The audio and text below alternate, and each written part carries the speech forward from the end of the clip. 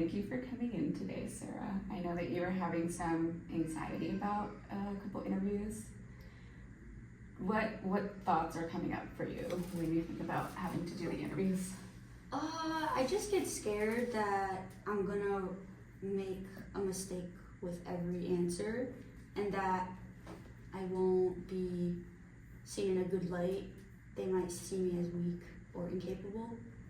Or what's some of the feelings that come up with that? I just feel kind of like not good enough, maybe a little stupid. Okay, you don't want to come off as weak or stupid. So let's take one of those thoughts, right? The being stupid. What tells you that that's what they might think about you? They might be expecting like one answer and I give another, and I'm just scared that I won't be seen as a good fit for the job. Okay. Even if this would fall under what I studied for. Okay, yeah, so what makes you say you wouldn't be a good fit for the job? I don't know. Because it's my first job out of school, I just don't know, like, if they will think I'm good enough. I think I have a lot of, like, I'm kind of nervous about, like, the interview itself, and then even if I did get successful through the interview, if I would even do good on the job.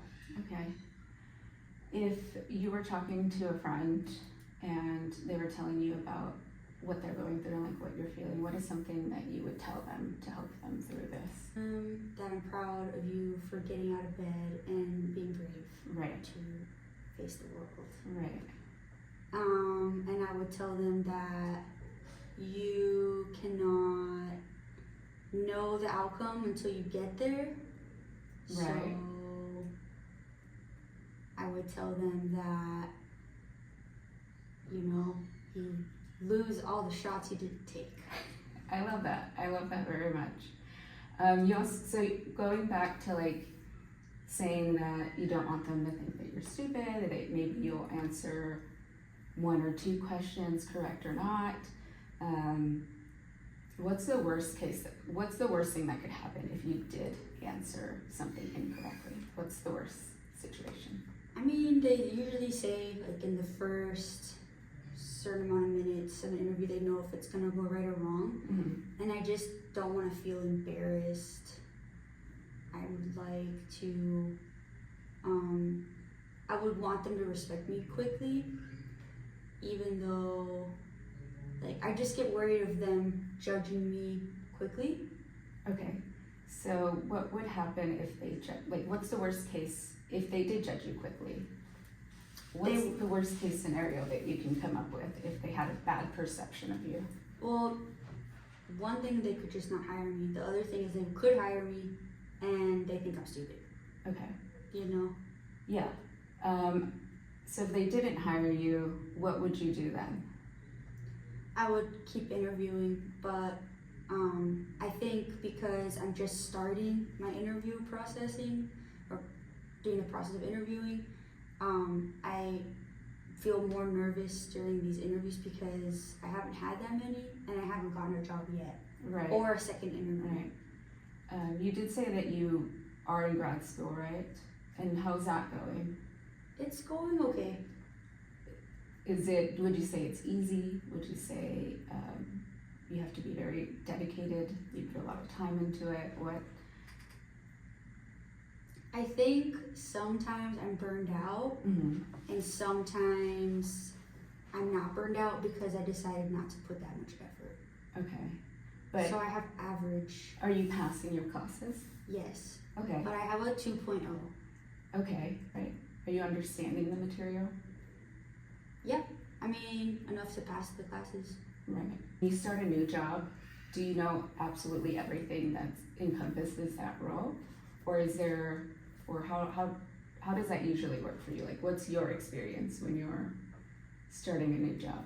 Well, because I don't have a lot of work experience, I just right now have the perception that I basically need to do as much research as possible to be ready to go on day one. Okay. Right.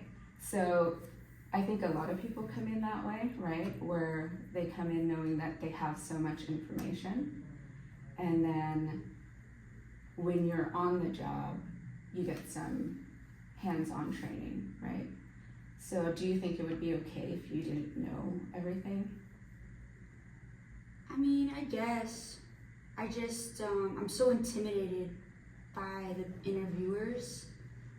Like, I feel physically intimidated too, because they're in fancy work clothes and I'm in like school clothes because I haven't gotten like a big kid job yet. Mm-hmm. So I just feel like there's a lot of elements that make me feel like I'm like a little fish in a big pond.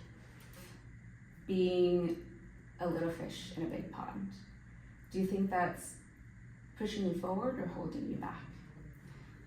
I mean, I could become a big fish in a big pond, but I'm not yet, so it makes me like wonder because I don't know that reality. Okay, but you just said you could become a big fish, right? How would you become a big fish? How do you go from this little fish to a big fish? I guess having more experiences that prove that to me. I mean, I've thought about doing like a makeover for my like wardrobe and trying to maybe do more professional like styles of hair and like appearance things. I've thought about like maybe joining some clubs that help with people like professional development things, because I guess I know I'm not the only person that's graduating right now, and so I'm sure there's other classmates that are pretty nervous. So there have been like workshops that have been shared by the student email newsletter, but I haven't done it yet because I don't know. I think I have to get out of my head because I just feel like also maybe this is really sad. I'm not ready to let go of school. Got it. Okay. So I'm scared for the next step because school is comfortable. School is comfortable. I feel safe at school. I feel like I know what I'm doing at school. Yeah, no, that makes sense. I think any person who is in your situation would feel somewhat similar to that, right? Because you're stepping outside of your element. You're going into something new that you might have some idea what to expect, but you don't know all the aspects. And like you said, school is comfortable. So what would be a more like gentle and compassionate way to rephrase how you're feeling about the interview, and then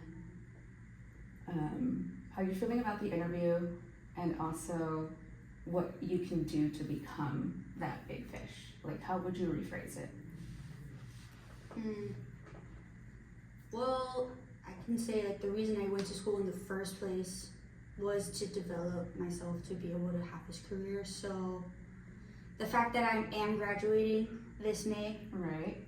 it says a lot. Right. And there's more resources for me even after I graduate. So school is the place for me to find success. So I guess I should just trust that that's why I enrolled, and that's why I've been committed all these years to this, and I need to just keep making use of the resources, and probably maybe even have more honest conversations with people around me and ask how they're feeling. Yeah. See how other people are experiencing interviews, so maybe I feel less alone. Yeah, so you're not feeling alone. I love that. Yeah.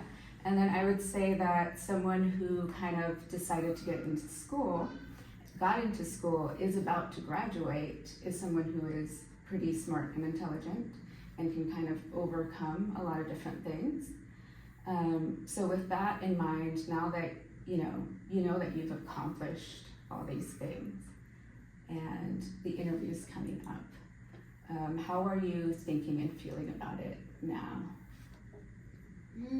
I feel more calm. I feel less jittery for sure after kind of assessing some of my perspectives. Right. I'm still nervous, but maybe if I do a few tweaks, I'll have a different experience, and I also need to maybe let go of the result and just have as many interviews as lined up as possible. Right? Yeah, no, I love that, because that way you're not putting all your eggs in one basket. Like if that doesn't work out, that's great, because you have another one lined up, and one of them will pan out. Also, I think that makes it feel a lot more manageable, would you say? Okay. So now that you feel a little bit different and you think a little bit different about the interviews, what's something that you could do to help you with your upcoming interview? Maybe I can sign up for one of those workshops before the interview, and maybe I can borrow a dress from someone professional in my life that's the same size as me. Yeah. And then maybe I'll put on like some mascara and eyeliner and blush and some To boost earrings. up a little bit of your confidence and Maybe not feel like a matching, tiny fish. Yeah. Yeah, maybe dress like a big fish. Yeah, dress like a big fish. Yeah, I love that. Yeah, maybe I'll do that. Yeah, what we kind of went through was a little bit of guided discovery, and so that's looking at your thoughts. Are those thoughts effective? Are they helping you? Are they not helping you? How we can reframe those, and kind of just trying to explore different options. It's okay to have those thoughts. Those negative thoughts will come up. I think it comes up for all of us, but it's important to catch it and analyze it and see if it's helping you or if it's holding you back, right? And now that we've kind of done that process, your first thought was a little bit kind of holding you back. Now we're in another place where like, okay, I have resources. I can go to a workshop and I can borrow some clothes and I can dress like a big fish to feel a bit more confident and just better about the interview, right? How do you feel about that in general? I think I'll try it out. I think I'll have to gas myself up for everything and get myself up for it. But I think it could work. Okay, awesome. Well, thank you for coming in today. Is there anything else that you would like to talk about before we end? No, thank you for asking. Okay.